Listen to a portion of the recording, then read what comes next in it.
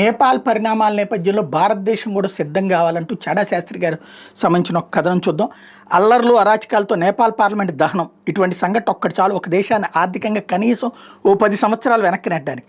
రోజువారీ ఆదాయాలతో బతికే వాళ్ళని తక్షణమే రోడ్డును పడేయడానికి. అటు మొన్న శ్రీలంక, మొన్న పాకిస్తాన్, నిన్న బంగ్లాదేశ్, నేడు నేపాల్, తర్వాత మనమా భూటానా, ఇవేవో ఒక యాదృచ్ఛికంగా జరుగుతున్న సంఘటనలను మనం అనుకుంటే చాలా పొరపాటు. అన్నీ ఒక ప్రణాళిక ప్రకారం జరుగుతూ ఆయా దేశాలను తమ గుప్పెట్లోకి తెచ్చుకుంటున్నాయి కొన్ని విదేశీ శక్తులు.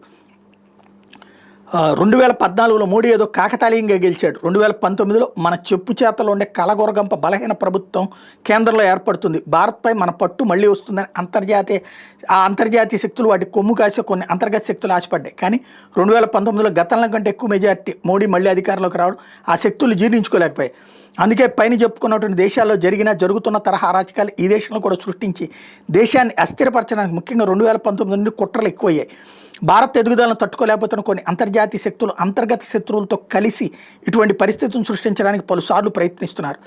సిఏఏ గొడవల్లో ఢిల్లీ తగలబెట్టారు, గుజ్జర్ గొడవలు రాజేసి రాజస్థాన్ అరేనాలో అరాచకం సృష్టించారు, పటేల్ గొడవలతో గుజరాత్లో విధ్వంసం, రైతు ఆందోళన పేరుతో ఢిల్లీ ముట్టడి, ఎర్రకోట అపవిత్రం చేశారు, రక్షణ దళాల్లో నియామకాల కోసం ప్రారంభించిన అగ్నివీర్ పథకానికి వ్యతిరేకంగా దేశవ్యాప్తంగా ఆందోళన చేసి పలు రైళ్లు ధ్వంసం చేశారు. ఈ ఆందోళన జరుగుతున్న అన్ని సమయాల్లోనూ ఆందోళనకారులు ఎంత రెచ్చగొట్టిన మోడీ ప్రభుత్వం రెచ్చిపోయి పోలీసు కాల్పులు జరపడం కానీ మిలిటరీని పిలవడం కానీ చేయకుండా చాలా సంయమనంతో వ్యవహరించి ఆందోళనకారులు తమంతట తామే ఆందోళన విరమించే విధంగా వేచి చూసింది. ఇలా ఆందోళన చేస్తున్న వాళ్ళపై కానీ వాళ్ళ వెనక ఉన్న శక్తులపై కానీ మోడీ ప్రభుత్వం కఠినమైన చర్యలు తీసుకోకుండా చాలా మెతక వైఖరి అవలంబిస్తోందని మోడీ అభిమానులు కూడా చాలా గట్టిగా విమర్శించారు. ఈ ఆందోళనలు రెచ్చగొట్టిన వాళ్ళ ఉద్దేశం అదే, సామాన్య ప్రజల్లోనూ మరియు మోడీ మద్దతుదారుల్లోనూ కూడా అసంతృప్తి సృష్టించి మోడీకి వ్యతిరేక వాతావరణం సృష్టించబడాలి.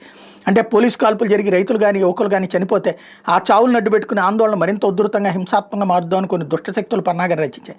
అందుకే మోడీ ప్రభుత్వం తమ మద్దతుదారులు సోషల్ మీడియా ద్వారా ఎంత ఒత్తిడి తెచ్చినా సంయమనం పాటించి వ్యూహాత్మకంగా ఆందోళన శాంతియుత పద్ధతి ద్వారా ఎదుర్కొని చల్లార్చింది. కానీ అన్ని రోజులు ఒకేలాగా ఉండవు. సంవత్సరంలో మనం రోజు అతి జాగ్రత్తగా డ్రైవ్ చేస్తున్నాం. మన చేతుల్లో లేకుండా ప్రమాదం జరిగే ఛాన్స్ ఎప్పుడూ ఉంటుంది. అందుకే డ్రైవింగ్ చేస్తున్నంతసేపు అలసత్వం పనికిరాదు. అలాగే ప్రభుత్వం కూడా ఎన్ని ఆందోళనలు ఎంత సమర్థవంతంగా నిర్వహించినా ప్రతిసారి ప్రభుత్వం విజయం సాధిస్తుందని చెప్పుకోలేం. అందుకని మన సామాన్య ప్రజలు 24 గంటలు అప్రమత్తంగా ఉండాలి. ఇటువంటి ఆందోళన సమయంలో మన ఆస్తులు, మన కుటుంబ సభ్యులను రక్షించుకునే మొదటి బాధ్యత మనకే ఉంటుంది. మన దేశంలో కూడా అటువంటి ఆందోళన జరిగి మోడీ అధికారం నుంచి దిగిపోతే చాలు అని చాలామంది మోడీ మీద ద్వేషంతోనో బీజేపీ మీద ద్వేషంతోనో మనసులో అనుకుంటూ ఉంటారు. నిజంగా అలా జరిగి మోడీ అధికారం కోల్పోతే అతనికి ఒక వెంట్రుకపాటి నష్టం జరగదు. కానీ ఆందోళనలు అడ్డం పెట్టుకుని దేశంలో ఉంటున్న విచ్ఛిన్నకర శక్తులు ప్రభుత్వ ప్రైవేట్ ఆస్తులకు భారీ నష్టం కలిగిస్తారు. ఆర్థిక వ్యవస్థ ఊహించలేని విధంగా కుప్పకూలి రోజువారీ ఆదాయాలతో బ్రతికే చిన్న వ్యాపారస్తులు, కూలీలు ఉపాధి కోల్పోయి రోడ్డును పడతారు. సామాన్య ప్రజలు హింసాత్మక సంఘటనలో తమ స్కూటర్, కార్లు, ఇళ్ళు వంటి తమ ఆస్తులు కోల్పోతారు.